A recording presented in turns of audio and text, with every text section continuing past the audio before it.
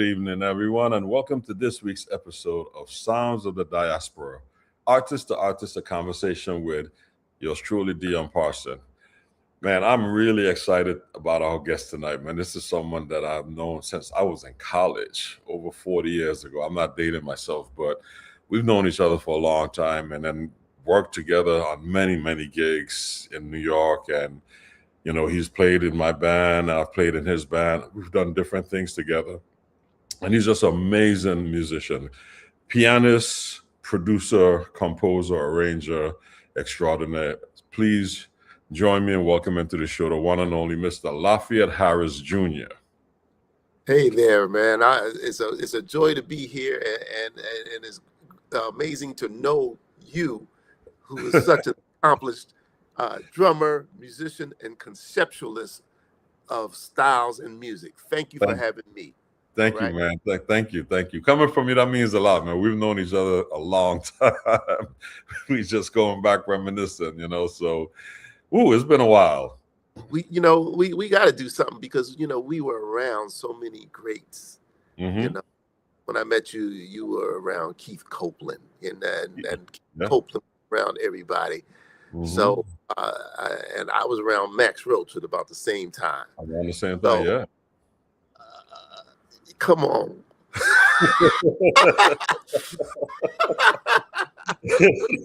I said I was gonna bring this up, but I'm gonna just throw this out there. New Year's Eve, I think it was like what? That was like 89, 90 or something like that. You called me for this New Year's Eve gig. I was like, going into 1989. Yeah. I had already hired you because I knew you from school. Mm-hmm. And I hired a guitar player, and I worked for 6 months trying to find a bass player. This was the days when New Year's Eve you had to get your musicians booked ahead of time. Yeah. It's not like that anymore. But long story short, we ended up getting someone else to act like he played the bass, and the guitar player brought his bass from home, and our friend just sat there we didn't even give him a cord to plug in.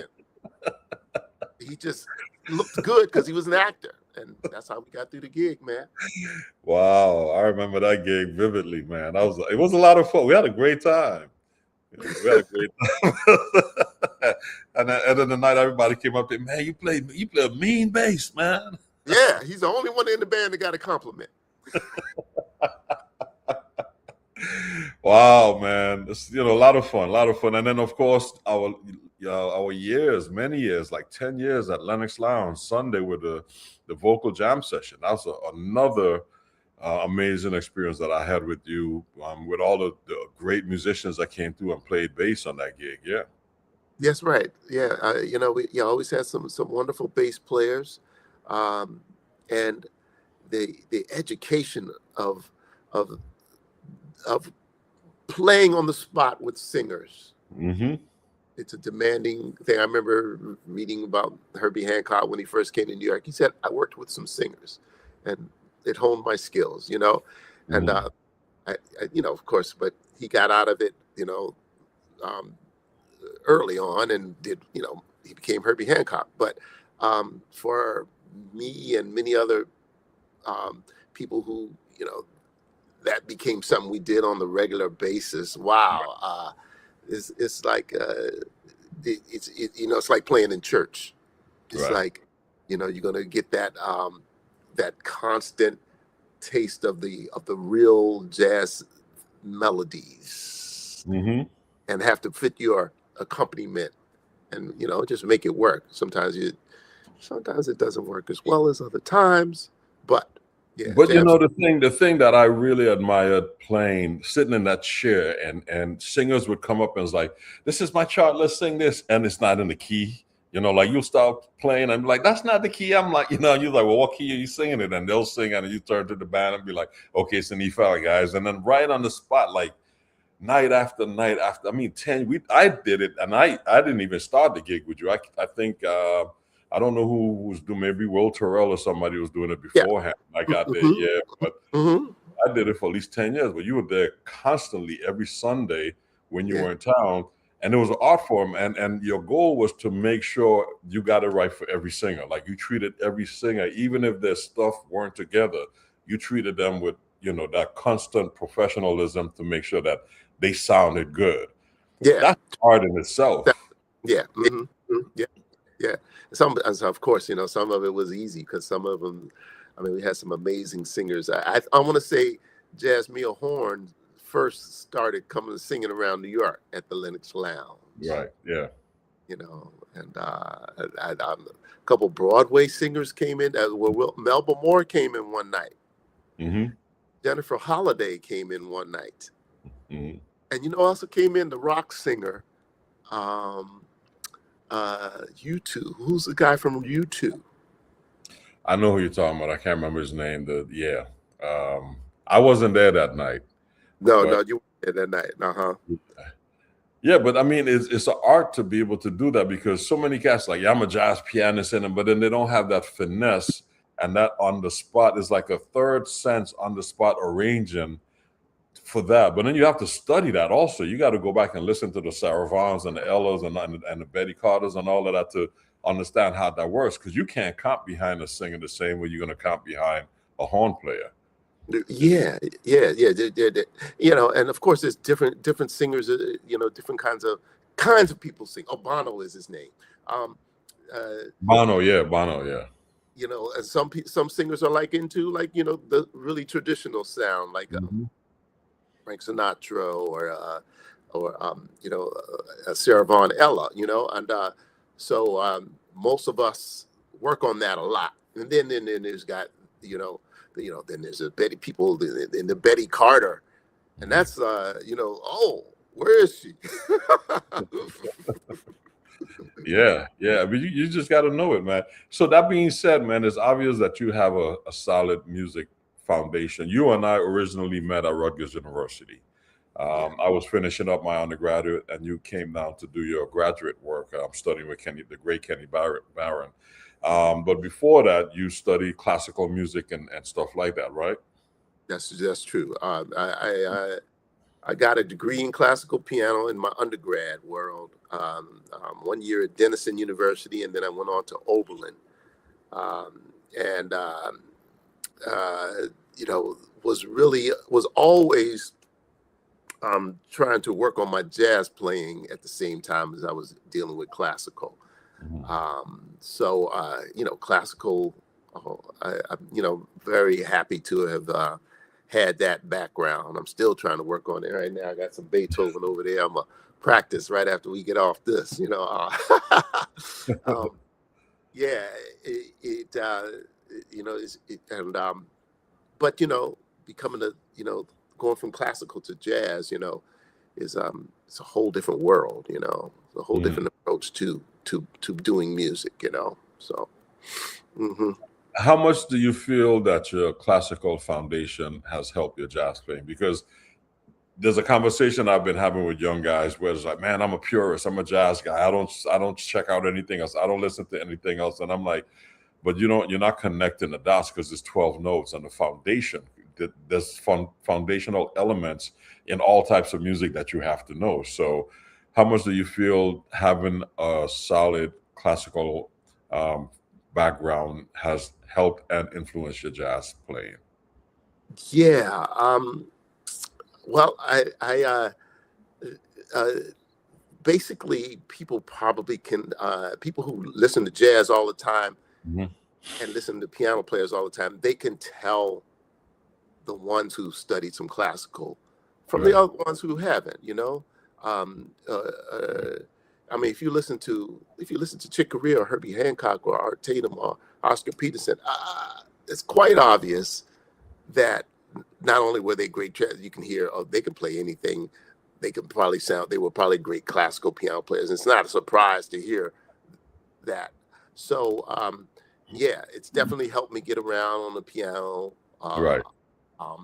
And I basically can get most of the basis of playing the piano covered technically, of my classical background. So I think that's the real important thing of it. But I teach piano. I teach Okay. classical and jazz over here in Brooklyn at the Brooklyn Conservatory of Music. And some people come to me just because they want to work on their jazz playing. Right.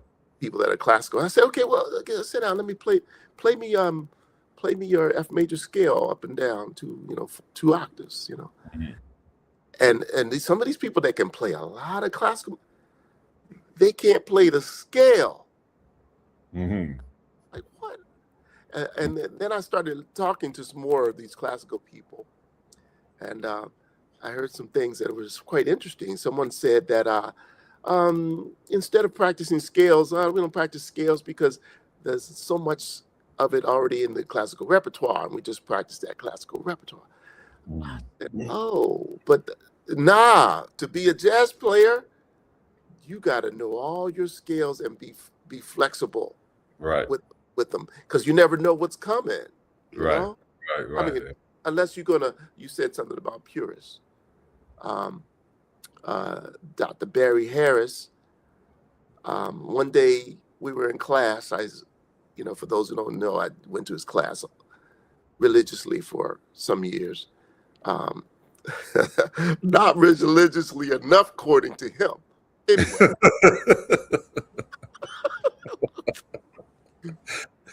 I went a lot, and one day he demonstrated this amazing thing, and then he played like it maybe in F, and then he played it in B flat, and then somebody said, "Hey Barry, can you play that in alt 12?" No, I never wanted to. Mm. So for Barry Harris, he's only going to play what he wants to play the way he wants to play it. You don't say, Barry, I want you to do this Latin gig tomorrow, and we got some funk on Thursday, and Right. Yeah. no, he'll say, call somebody else for that. Mhm. Yeah. So Which rightfully so. I mean, everybody's got their thing, and he is of that generation that was his thing. You call him for that specific thing, and you're gonna get it. you are definitely going to get it. Yeah. So yeah. So Yeah. it's a beautiful thing. You've done the Broadway thing too, and Yeah. so one of the things you want to be able to do as a person who's doing Broadway that you probably don't have to worry about if you want to stay in the jazz thing. You gotta, somebody's gonna always be standing over you and telling you to do it like this, Right. play it like this. Look at the music, and you gotta, and then you have to be able to, what do you call it, Dion? Please them, do Yeah. it, You have to accommodate. You got to be able to accommodate. accommodate. Yeah. And then and it's been the times where I was with some kinds of things, and I tried my best to accommodate them, Mhm. and it didn't work. See you later. Send me my check. I remember leaving a Broadway show one night, man. I was because it's so restrictive in a certain way. It's a good thing. It's a good thing, but it's restrictive in a certain way. And after being 2 weeks of the show, 8 shows a week, man, I got out of there. I went straight to a jam session, man, and I got on the drums, and I was on the drums for about 2 hours. And it was like, you're gonna let somebody else? But I was like, nah, I gotta Nope. get this. I just have to go. We can play tomorrow. Come back tomorrow. Exactly. But I wanted to talk about the Broadway thing because you've done some incredible shows. You and I have subbed on certain shows and stuff and played. But you did Bring in the Noise, Bring in the Funk with Savion Glover. Let's talk about your Broadway experience for a minute. Like, how did you get introduced to Broadway? Okay. All right. Some of it was luck.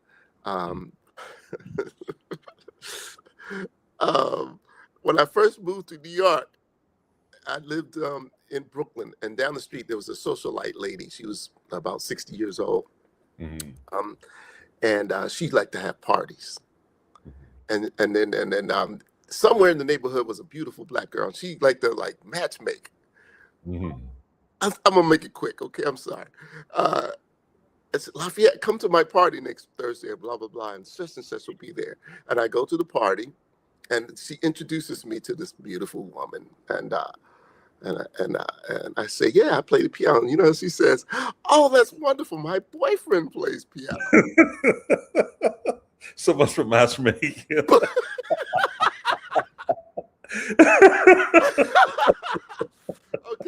His name is Daryl Waters. Right. Okay. Yeah. Now. Yeah. We know Daryl. Oh, okay. Yeah. So, and I say, well, I'm playing at such and such, and she, okay, Bob. So the next week, she brings Daryl down to the place where I'm playing. We exchange numbers. Boom. Forget about her. And me and Daryl spark up a 10-year-long relationship. You know, I would say, I mean, he's a bit older than me, and he would call me from time to time. What are you doing? Come over, blah, blah, blah. Let me hear you play this. Boom. Here, play this. Here, you play this. Oh, okay, work on this. Bob, see you later. And that went on for 10 years. And then one day he called me, Lafayette, they're needing such and such to do such and such with Savant Glover. Are you interested? Right. So is that luck or what, man? That's luck, yeah. Yeah, because I looked up, I was like, bringing the noise, bringing the funk. Lafayette Harris. I was like, whoa, okay, my man. Yeah. That's great. That's great. And plus you also had because we did a couple tap dancer tribute gigs to the Nicholas Brothers and stuff. We did a couple of those shows and stuff like that. So you got really connected in that world. Yeah, I really clicked with some of the people in there, and you know, particularly Savant Glover, man. You know, so we've had a relationship, you know, going back 30 years, you know, and right. You know, so I've worked on a few projects over the years with him. Mm-hmm. And I don't know if you want to talk about it now, but I got a most recent project I've been working on with him. I did it over the last 3 or 4 years and seen it evolved. And he's, you know, he's changed. He's made up his mind, mm-hmm. and he's changed his mind. And he made up his mind. Then he's changed his mind, and then he says, "Oh, you know, boom. You know, what do you think, Laf? Okay, well, I ain't doing it anyway." Boom. You got to be able to accommodate. You got to be versatile. You got to be open. You got to be, you know, all of the above. And the beautiful thing is that nothing is forcing you in life. Certain things are going to be for you, and certain things are going to be for other people, and right. you gotta know that. And it just so happened, I love working with Savant. I think that not everybody can, you know, right. be in that position, you know. And sometimes he wants something different. Sometimes he wants a Daryl Waters. Mm-hmm. And then right. sometimes he wants, you know, what I can give. And so the most recent thing is about a reworking of the movie called Pal Joey that starred Frank Sinatra. Yeah, but the most significant thing about it is probably not the movie, you know, but the music. It's all Rodgers and Hart music, right? And a lot of songs that we know because, you know, we play Rodgers and Hart stuff all the time, you know. Standard. Yeah, that's the standard repertoire, Rodgers and Hart, and so we have been working on that show. I've been working on it for him for several years, and we finally settled on a new way to do the show, and it was called. He changed the name to Chez Joey, CHEZ, which is French for house. So right. Joey House, and we did it down in DC, and apparently there's a life after DC, and we're going to see what's happening this year. Okay, that's great, man. You know, I'm glad you found your niche in Broadway. You know, I enjoyed Broadway a lot. You know, we were on a couple of things. I saw you up in Color Purple and stuff like that. Yeah, and a lot of musicians don't think about that. You know, and I got some of the best advice from two of my, you know, mentors. You know, guys that I highly respect when I first came to town. You know, Kenny Davis and Okay. Marvin Smitty Smith. And I was young, in my 20s, and they just both pulled me aside and said, "Man, get you a Broadway show." I was like, "What?" I said, "Get you a Broadway show." And I was like, "It's like when you're off and there's no gigs around, instead of doing all of those jam sessions, nothing wrong with that, but get you a Broadway show. Get yourself vested, have an income coming in, learn the shows. It's going to hook up your reading." And there was like a whole list of things that made sense. And I listened, but I didn't really listen. It wasn't until like Purple came along and Buddy called me. And I was like, wow, that's what they meant. And it made sense because in between gigs, I would have 2 weeks off in New York, but I would play. Buddy would be like, "You in?" I'm like, "Yeah." He's like, "Go do the show." And I would, I'm hitting all of a sudden every night. And it made sense. And a lot of cats miss that, because they're chasing gig after gig after gig, but they're not looking at the business of music, the opportunities that's there. And doing the Broadway thing is a huge opportunity because it helps you get vested, getting yourself a pension and getting insurance. At the time, I didn't have insurance. Within 6 months, I had insurance. Just like that, right? Like that, just being vested in that time, So there's a lot of things playing Broadway taught me. And then most of the cats that I met, they were financially secured, and they talked about investing and having a financial advisor and stuff. So they paid attention to the industry from a business standpoint. A lot of times, we just do gigs, and at the end of the gig, you come over, "Hey man, here's your bread." Here's the bread. And then cats go to the bar like, "What you drinking? Drink some of me, and half your bread go right back to the club." Right to the club. They love it's like, it's a vicious cycle. But these cats had the stuff hooked up where they had, investments coming out of their check already, like stuff was already hooked up. And I was like, wow. And one of the things that makes it happen like that, the Broadway world, is the fact that these are union gigs. Yeah. And, as most people know, there's like a war on union workers and on unions in general. And that's a shame because the unions is basically what keeps your pay competitive. Mm-hmm. And it's one of the reasons why the jazz pay is not competitive. There's no organization or umbrella around it that kind of secures it.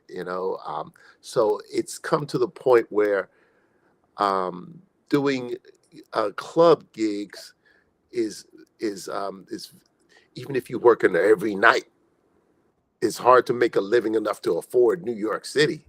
Oh yeah. Or I don't know, L.A., Washington D.C. No, it's just hard. It's just hard.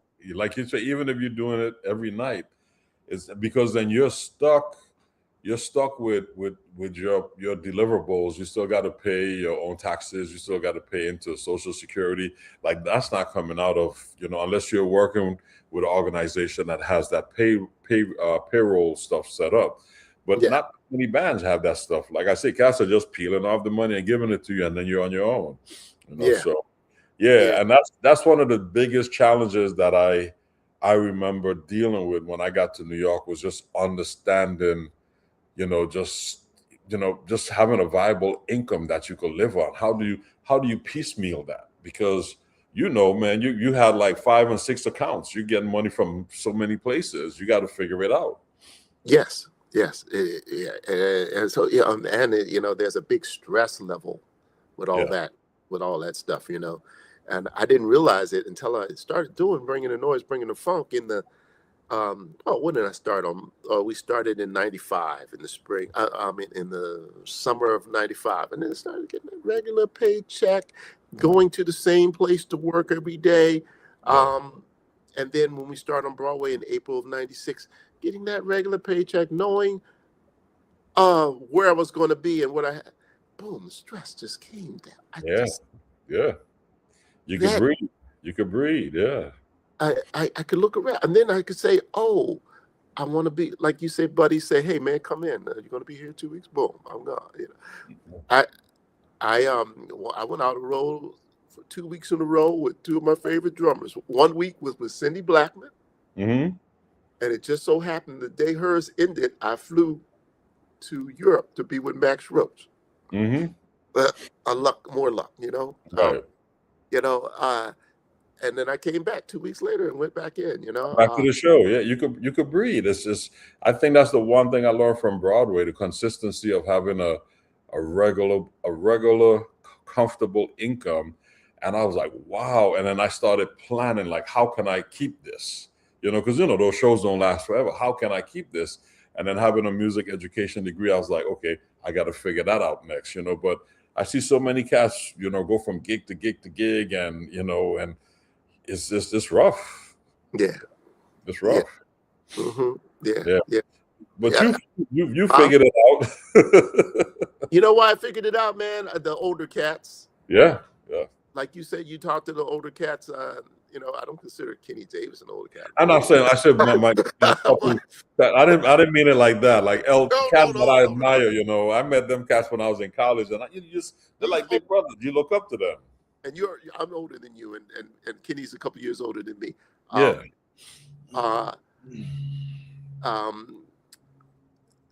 A cat, Max Roach, I don't think ever did a Broadway show, but when I was getting ready to consider Bringing the Noise after they asked me, he's one of the first people I called. Mm-hmm. And he was like, oh, you know, you're gonna have this, you're gonna get the pension, you're gonna work with two of the most talented people in the arts, George C. Wolfe and Savion Glover. He said, you'd be crazy not to take it, Lafayette. Right, yeah. Yeah. I said, man, I'll call you later. Yeah, but you know, those are great opportunities, and I think the industry is so hard. I mean, it's very saturated with a lot of young musicians, and the opportunities that we had when we came to town. There were so many clubs, but there were so many gigs. You know, I came to New York playing with Ray Anderson, and Ray were on the road for 10 months out of the year. I was trying to be in grad school, but I was on the road more than I was in school, and I eventually had to leave school. But it was that much work. I could go to Europe for 5, 6, 7 weeks, nonstop. That don't happen. If you get 7 days in Europe, you're lucky. Yeah.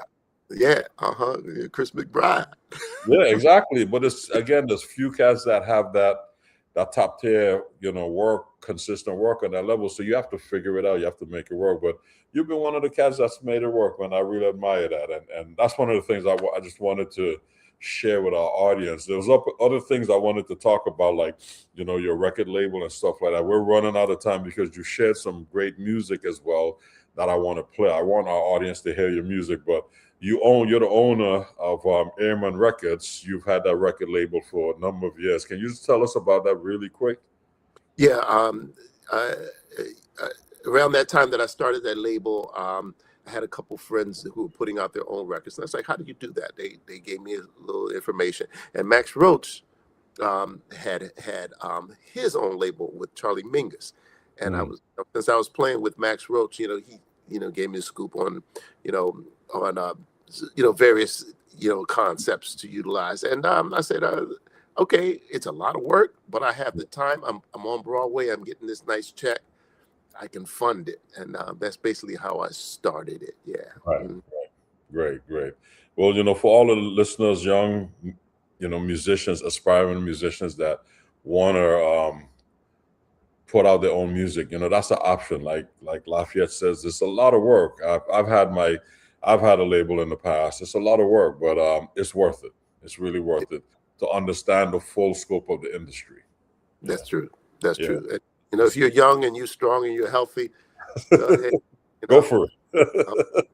I'm 62. Don't bother me with that.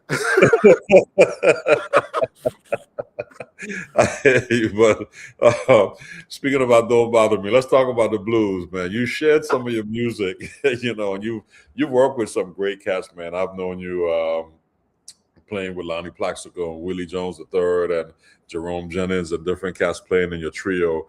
And I've always been a fan. I've played your music as well, but you've constantly always put out some great products and that have hit the chart and have been up there for a while represented. But you shared a song with us, which represents your homage to the great Barry Harris, one of your mentors. Can you tell us about the song before we play it? Oh, yes.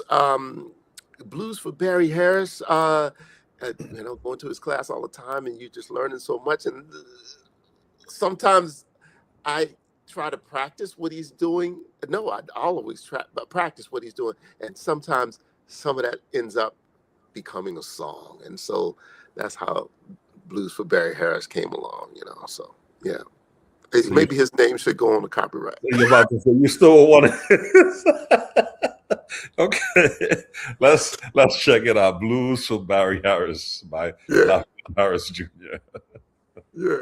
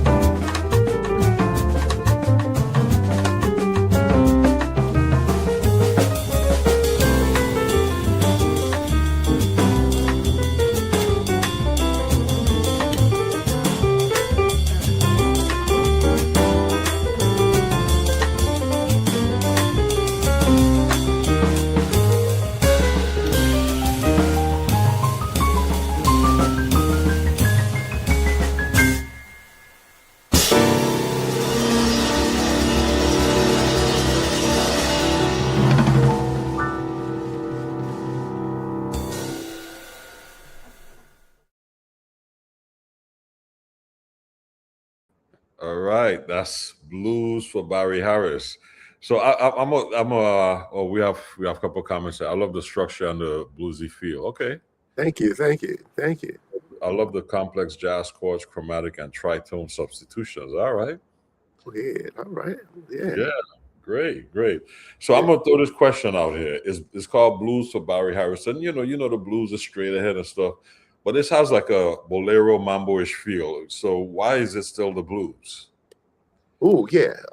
Man, you can woo, you can do the blues is like an IRA account, man. You could put anything in the IRA. You could put checking account, savings account, mutual funds, stock funds. You can even put a boat in the IRA. Check it out. Investment retirement account. Man, you can put the bolero. You can put the anything, just about anything. The major scales, minor scales.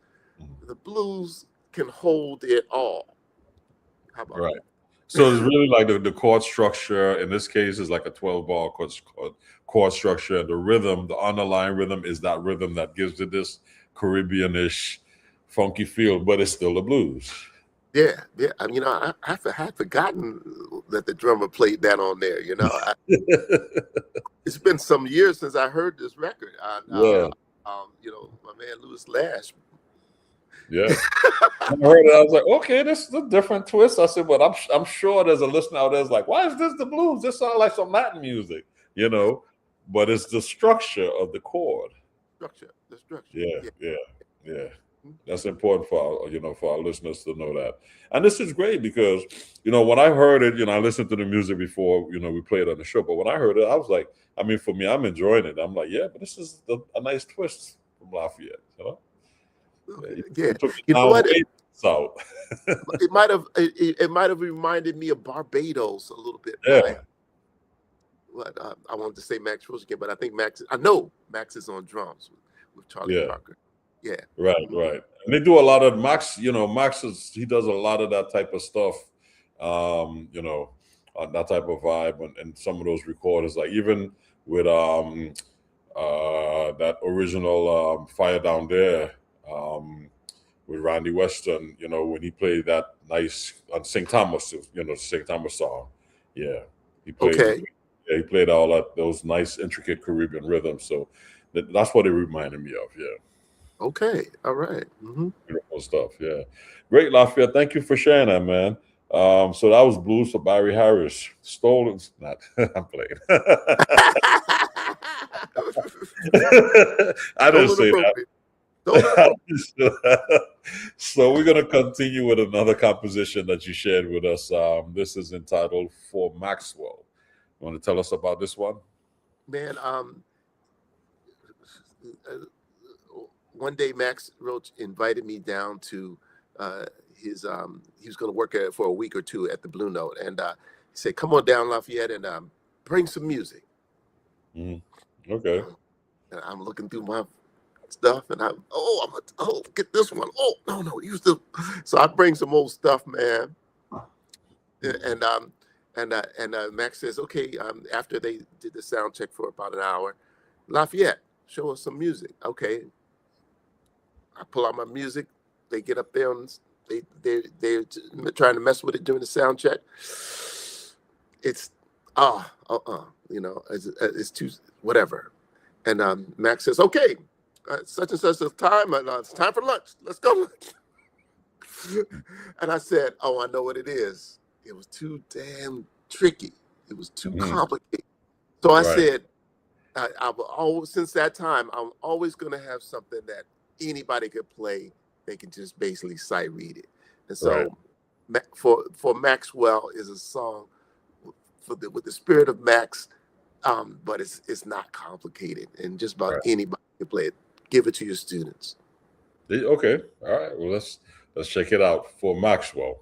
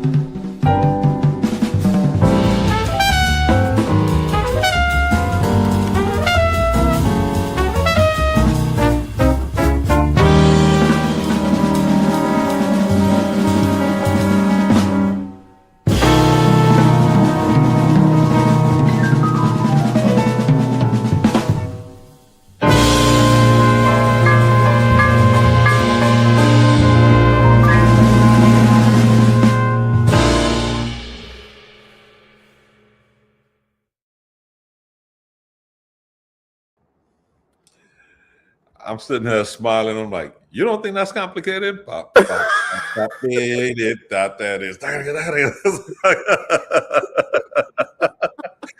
What about that is simple? Tell me. No, I'm just, the drummer can play what he wants. yeah. Yeah, I mean, it's like it's very simple. I'm waiting to hear some like half note. I mean, yeah, it's just quarter notes. You could say it was just all quarter notes, bro. Bop, bop, bop, bop. It's like you got it. You memorized it already. That's it. That's just that easy. Just that bop, bop, bop, bop, bop, bop, bop, bop.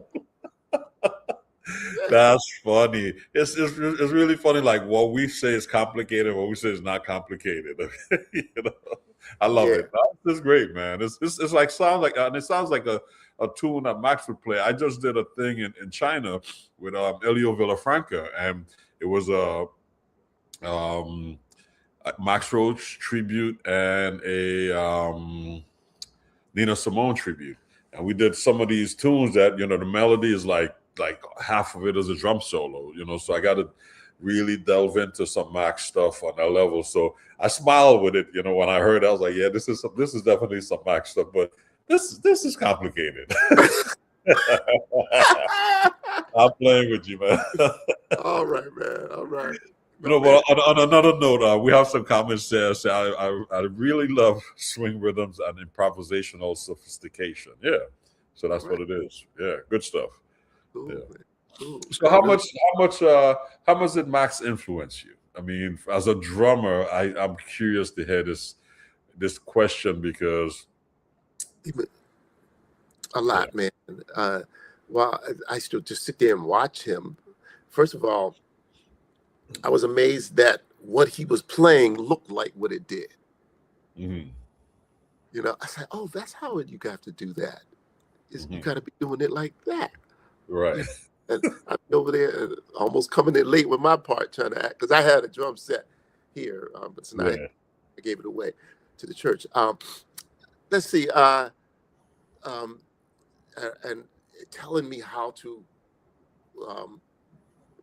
play, especially behind other people. He didn't want you to play too simple. As he wanted you to, like, especially with a singer, because a lot of the gigs I did with him, he used choir, or sometimes he even produced some singers projects, and he wanted, it sounded, he knew when you should be coloring behind them. Right. And so I kind of got my thing together with that, and it came in handy because when I got with Ernestine Anderson, she wanted you to color behind her. Mm-hmm. Yeah. So and she played the drums too, by the way. I didn't know she played the drums. I just know she was amazing. I heard you with her a couple of times at Dizzy's and stuff. Yeah. And she was a great tap dancer. She had to been one time. I mean, she was up in age. One night she made us all, and she put the mic down on the floor in the chair, and she tap danced. Okay then. Yes, like soft shoe. Yeah. Wow. That was in San Francisco, and that was the only time she ever did it. Yeah. It was great. That must have been amazing. Yeah. Mm-hmm. That the only time I ever saw her do it, that is. Right.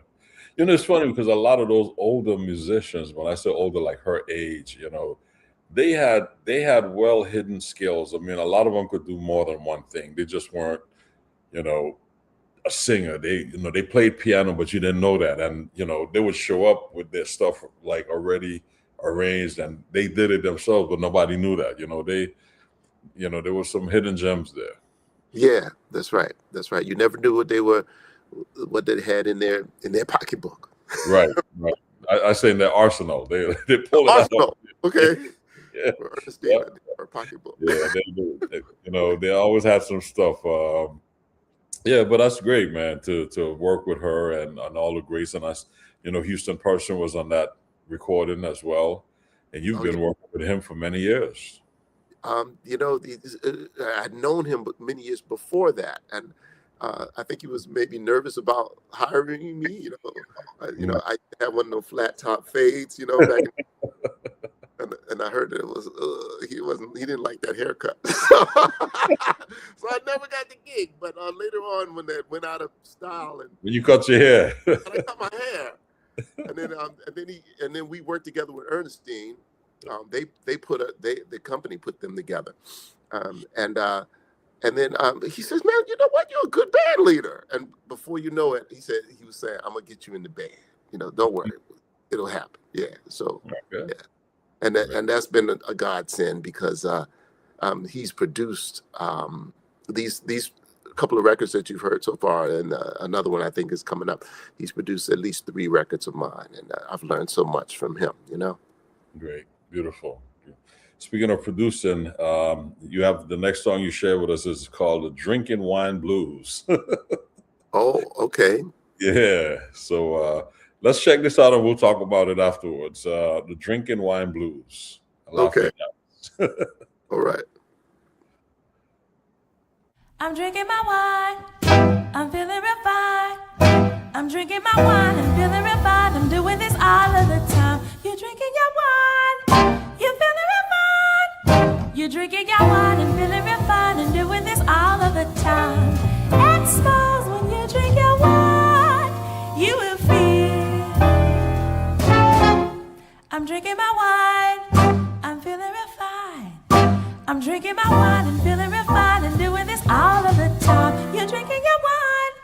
You'll be feeling real fine. You're drinking your wine and feeling real fine and doing it all of the time. It smells when you drink your wine. You will feel.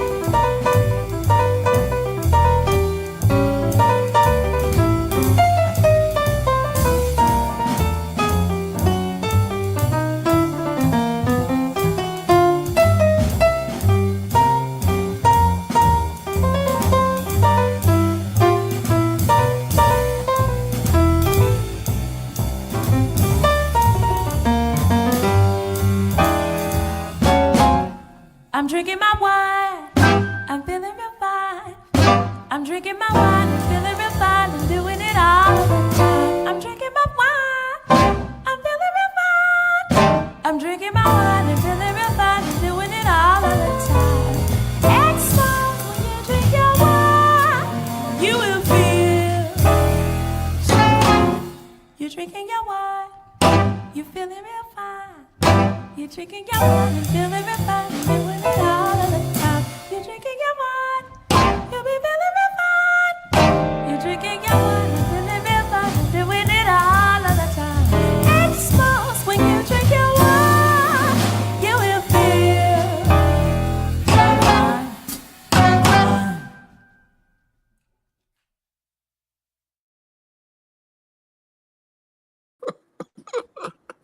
That's the drinking wine blues. Another song I haven't heard in years. Yeah. Who's on that recording?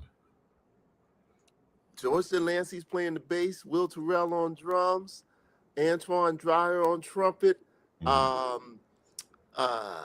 great Houston Person on tenor saxophone, Jasmine Horn on vocals. I'm drawing a blank on my man, the alto player. But I'll catch it. I'll get it.